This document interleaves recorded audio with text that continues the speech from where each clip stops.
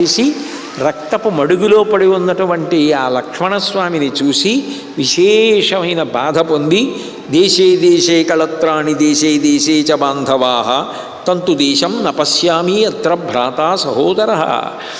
ఏ దేశానికి వెళ్ళినా బంధువులు దొరుకుతారు, స్నేహితులు దొరుకుతారు, భార్య దొరుకుతుంది, కానీ తోడపుట్టినవాడన్నవాడు మాత్రం ఈయనే.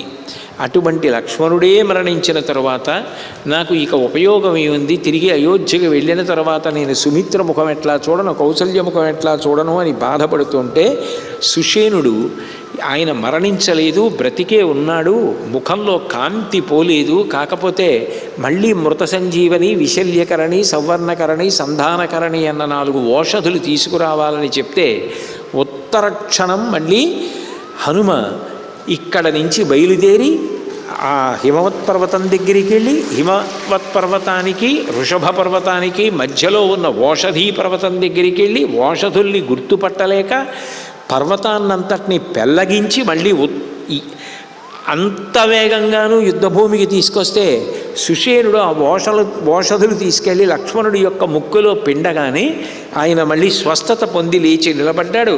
ఎంతో ఆనందపడ్డారు అందరూ కూడా.